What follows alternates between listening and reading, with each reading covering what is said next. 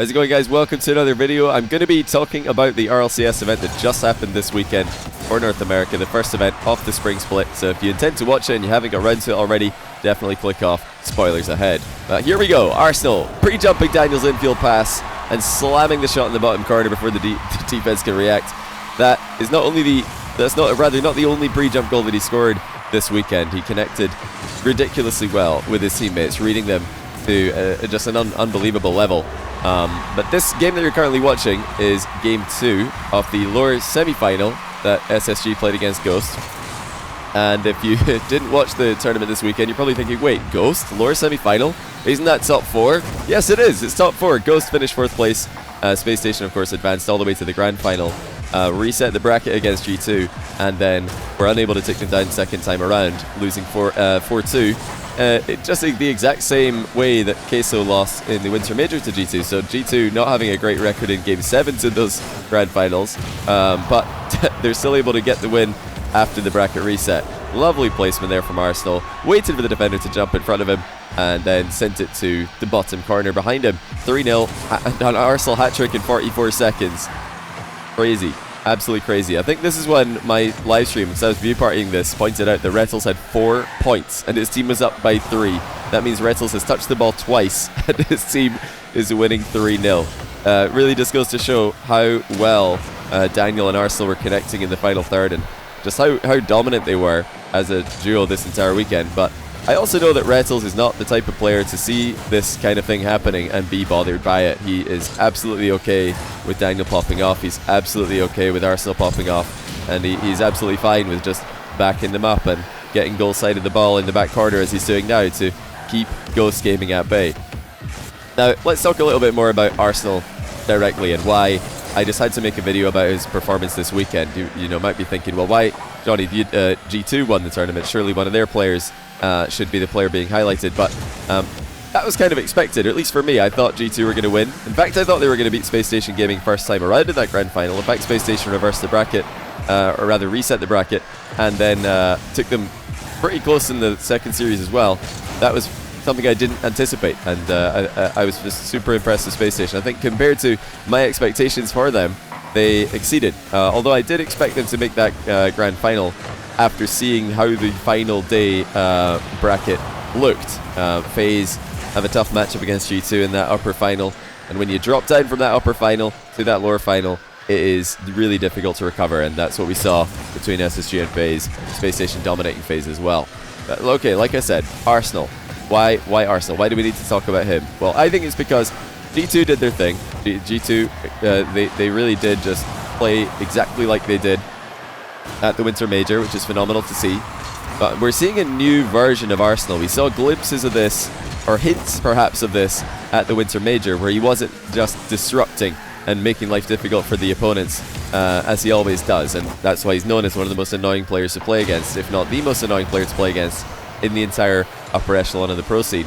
But when it comes to on-the-ball play, Arsenal was called upon at the Winter Major to get more involved, especially in that opening series against Dignitas, where it wasn't the best start for Daniel. Wow, what a shot that is by Daniel, though. Perfect placement. 4-0 SSG. And another assist from Arsenal as well. 100% goal participation for him. You know, we're seeing a lot more of that activity on the ball from Arsenal, and the big plays from Arsenal that we saw at the Winter Major, especially against Dignitas. We're seeing that now online as well.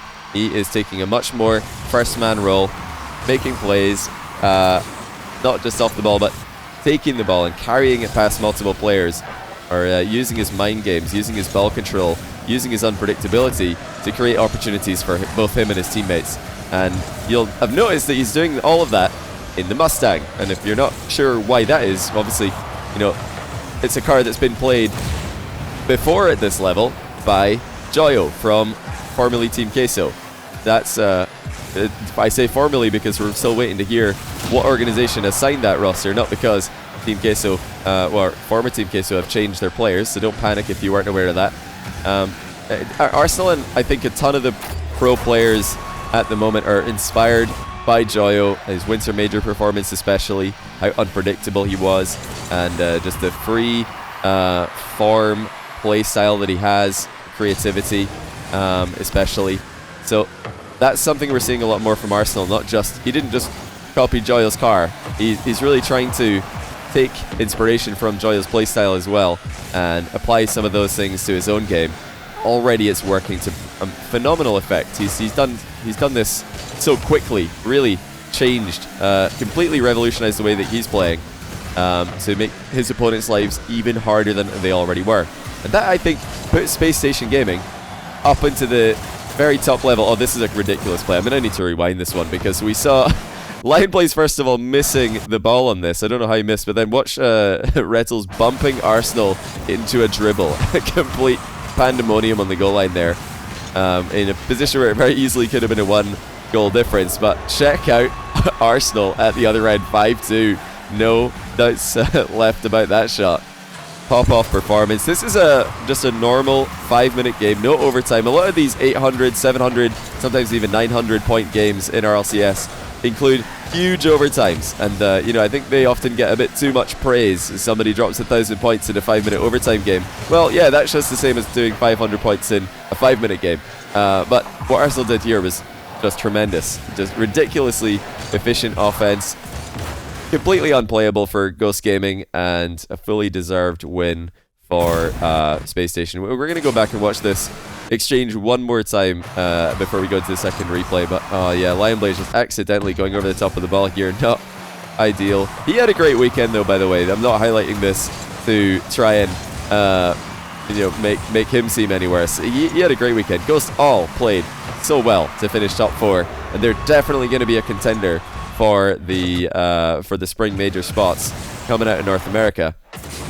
Space Station Gaming and G2 look like those top 2 teams at the moment. FaZe nicely in 3rd as well. But speaking of FaZe, let's get into a game that Space Station played against them in the very next round of this competition.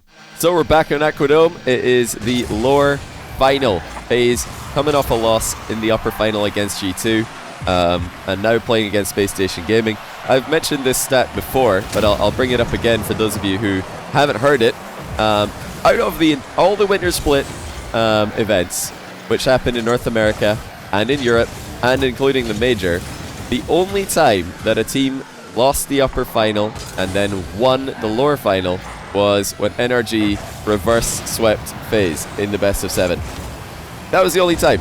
At the winter major, Queso made the lower bracket run, eliminating SSG, who got sent down from the upper bracket. Every time in Europe that a team was sent from lower bracket to, or rather from upper bracket into the lowers, they lost, and every other time in NA it happened as well. So although the earlier stage of the tournament is a different format now in the spring split, there's no group stage, it's just double elimination from the get-go. The final day of the spring split events will be the exact same format as the final day of the winter split events. That is just a 4-team conclusion of a double elimination bracket with best of 7s. So this is a match that I expected Space Station to come out on top in. Even though they lost to FaZe earlier in the tournament, their ability to bounce back from that loss and win their lower bracket match on day 2 of the competition in dominant fashion, I might add, it led me to believe that Space Station have got that regain ability, the ability that is so important these days, something that G2 were able to show at the winter major as well. They lost to Team Queso in devastating fashion, not because it was a one-sided series, but because they absolutely threw at the end of that game to allow Team Queso to win Game 7 without overtime. You know, being able to bounce back from things like that, bounce back from adversity, such an important part of Rocket League these days. It always has been, but I think now more than ever, when you've got teams playing at such a close level when you get to the end of the competition. The Space Station have clearly got that. They've got that ability to bounce back. They've got great vibes, it would seem, in the team since Daniel's joined the roster. You know, it's not because the previous iteration of the roster wasn't a good team. I mean, obviously they were a great team with Typical. They did many amazing things, but by the end of their tenure, it was clear that they just couldn't get the plays to work exactly as they wanted them, and that, I think, really affected them negatively. It really started to make them overthink things, and it made them lose confidence. Whereas now with Daniel, even when Space Station are struggling, it seems like they've got the ability to turn it around, and that's great to see. FaZe still need to, I think, learn that.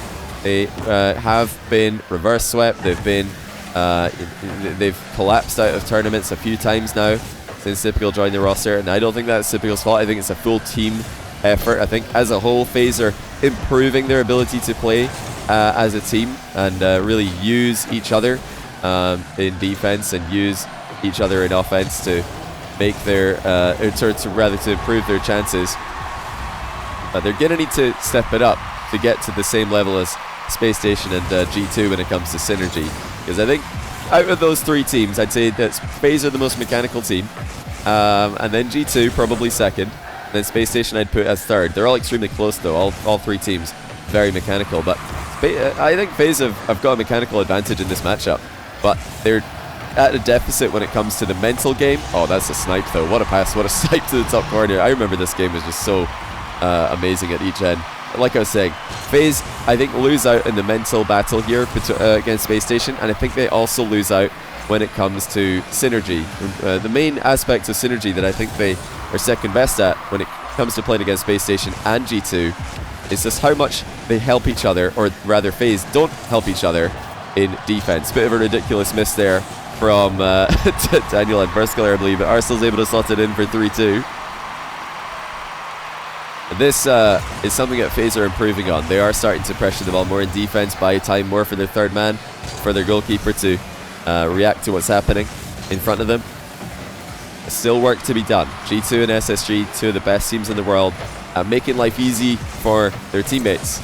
Although FaZe are very good at making life difficult for their opponents, I think they could do a lot more when it comes to making life easy for their teammates. I don't think I mentioned, by the way, if you do want to go watch this is game 2 of the match that FaZe played against SSG. And I want to watch this goal one more time from Firstkiller, because that, right there, I think, is the best first touch of the season. We're going to watch it again. It's game 2 of the lower final. SSG versus FaZe. Firstkiller doesn't actually, I think, get a reset on the ball, doesn't wave dash, doesn't even need to, because this first touch is so on point that all he has to do is send the ball on target and it's a goal. Just look at that. If you don't like that, then I don't know what to show you. That's just unreal. To cushion the ball like that and to have it land perfectly, that you're immediately ready to dodge back into it and send it on target, is outrageous.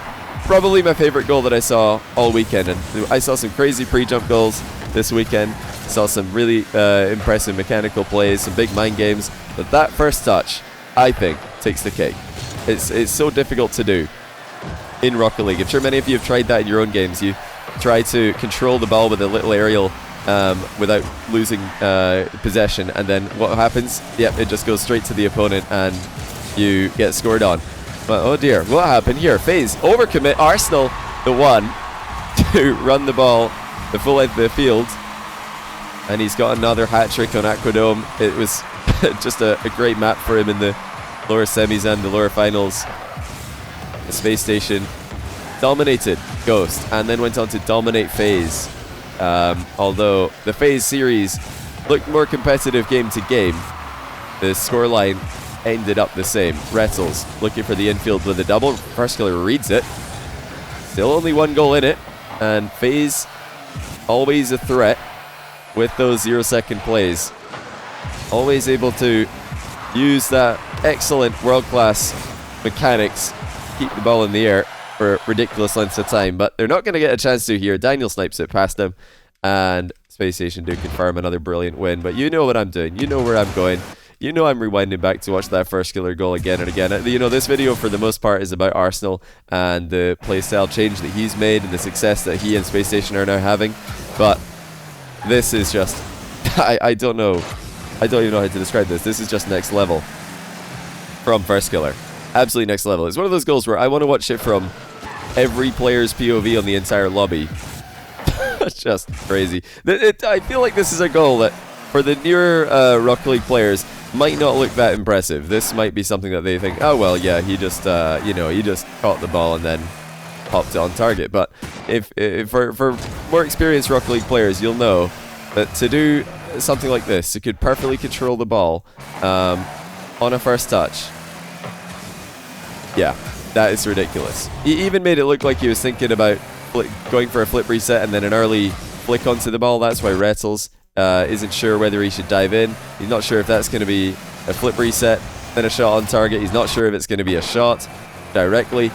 What he didn't expect is for Firstkiller to control the ball immaculately like this. Usually when a player goes for a play like this, there's a window where you can move in and tackle them before they either catch up to the ball again or before they can regain control of their car, or just before the ball becomes strikeable. But Firstkiller found a way here to keep the ball under control, but also get the shot off incredibly quickly. Look, he actually hits this, but the ball's still falling. The ball's still coming down to him, so he can shoot that bit earlier.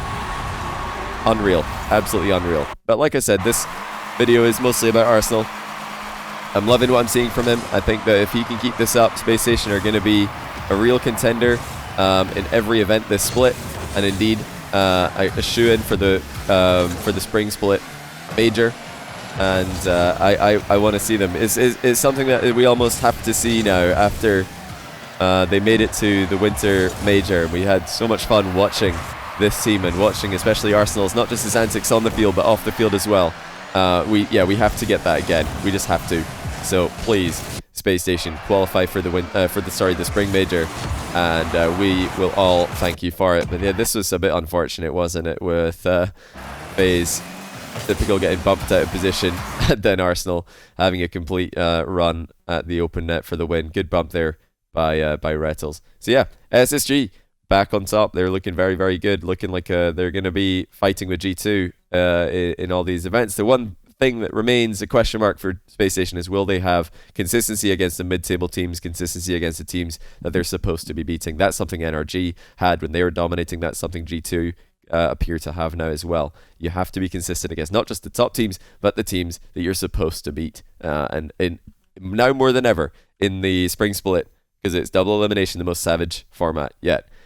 Yeah, thank you guys for watching this video. Hopefully you enjoyed it. Hopefully you enjoyed RLCS this weekend. We've got EU coming up next weekend. Can't wait for that as well. Ton of interesting teams qualifying through the open qualifier, so definitely tune in for that. I won't be doing view parties for Europe, but for the rest of the split, I will be doing view parties on my Twitch channel for North America, so be sure to give me a follow on Twitter if you want to know when I go live. I tweet before all my streams, and that's the best place to keep up with everything that I do. But for now, guys, thanks again for watching. Take care, and I'll see you next time.